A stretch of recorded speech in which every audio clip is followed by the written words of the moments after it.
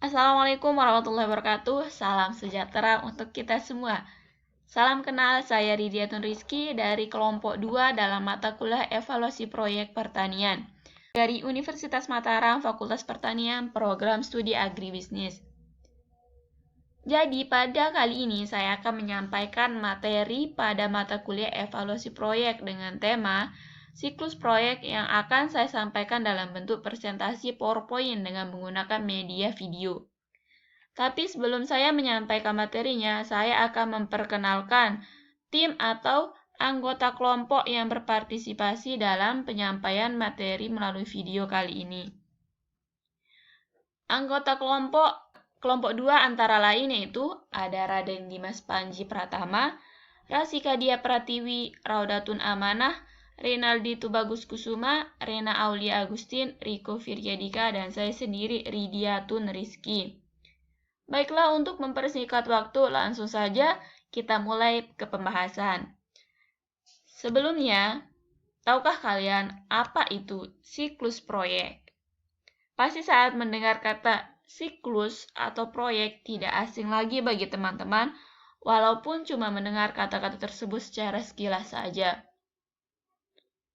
Jadi, untuk diketahui, siklus proyek yaitu merupakan tahapan atau urutan putaran waktu dari kegiatan suatu proyek yang dilakukan secara terus berulang-ulang, secara tetap dan teratur. Jadi, tahapan-tahapan yang dilakukan ini merupakan step atau tindakan dari tahap pertama sampai tahap ke-6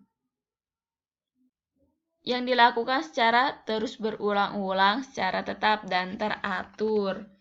Nah, karena kita sudah mengetahui apa itu siklus proyek, jadi akan timbul pertanyaan berupa apa saja tahapan yang dilakukan dalam proses siklus proyek tersebut. Nah, langsung saja kita bahas apa saja tahapan atau step yang dilalui siklus proyek secara berurutan. Tahap pertama dalam siklus proyek yaitu identifikasi gagasan atau dalam bahasa Inggris yang disebut dengan identification. Identification merupakan tahap penentuan proyek apa yang ingin dilakukan. Jadi, pada proses atau tahap ini merupakan proses penelitian terhadap kebutuhan pasar, karena pasar merupakan tujuan akhir dari produk dari proyek yang dilakukan. Tapi, untuk diketahui, kata pasar dalam kalimat tadi merupakan pasar secara umum, yaitu konsumen dari produk suatu proyek. Jadi, bukan hanya pasar tempat orang menjual produk seperti pasar tradisional atau minimarket dan sejenisnya, namun berarti luas. Nah, dalam tahap ini, kenapa dilakukan penelitian terhadap pasar? Karena proses identifikasi ini digunakan sebagai tujuan dari proyek tersebut. Jadi harus ada berbagai macam pertimbangan untuk menentukan proyek-proyek apa saja yang akan dilakukan. Oke, next selanjutnya tahap kedua. Tahap kedua dalam siklus proyek yaitu formulasi atau persiapan. Jadi proses ini merupakan tahap yang disebut dengan persiapan kelayakan atau meneliti potensi pengembangan rencana proyek. Dengan adanya persiapan, maka akan terlihat apakah proyek tersebut dapat dicapai atau tidak, yang dipertimbangkan dengan kemampuan dari pelaksana proyek tersebut. Jadi, jika proyek mampu dilakukan, maka proyek akan berlanjut ke tahap selanjutnya. Oke, selanjutnya tahap yang ketiga yaitu studi kelayakan. Nah, tahap ini merupakan tahap untuk memutuskan apakah proyek akan dilaksanakan atau tidak melalui kegiatan studi kelayakan yang diperlukan untuk penilaian dari suatu proyek yang akan dilaksanakan. Jadi, pada tahap ini dilihat bagaimana peluang dari proyek. Apakah proyek yang dilakukan sesuai atau layak dengan kondisi pasar yang akan dituju? Jadi, maksud dari kata sesuai di sini akan dilaksanakan, misalnya akan dilaksanakan suatu pembangunan hotel pada suatu lokasi.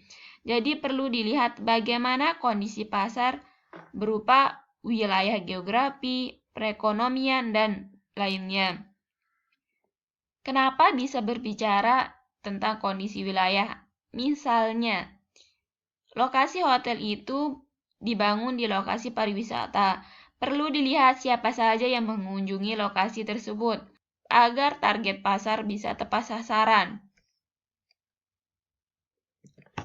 Untuk tahap selanjutnya yaitu tahap keempat, yaitu penilaian atau appraisal.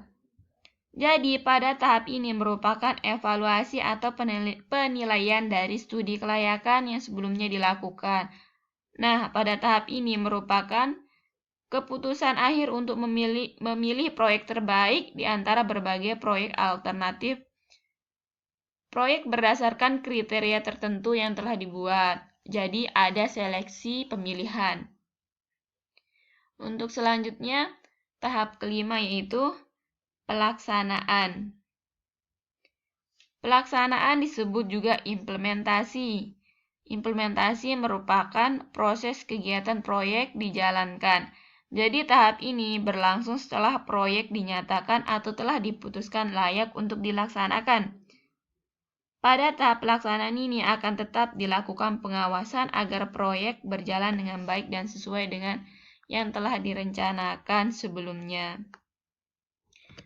Oke, untuk tahap yang terakhir yaitu tahap yang keenam,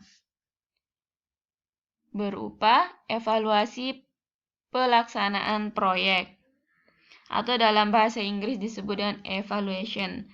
Jadi, tahap ini merupakan proses menilai kembali apakah proyek yang dijalankan sudah sesuai dengan apa yang telah ditargetkan atau direncanakan.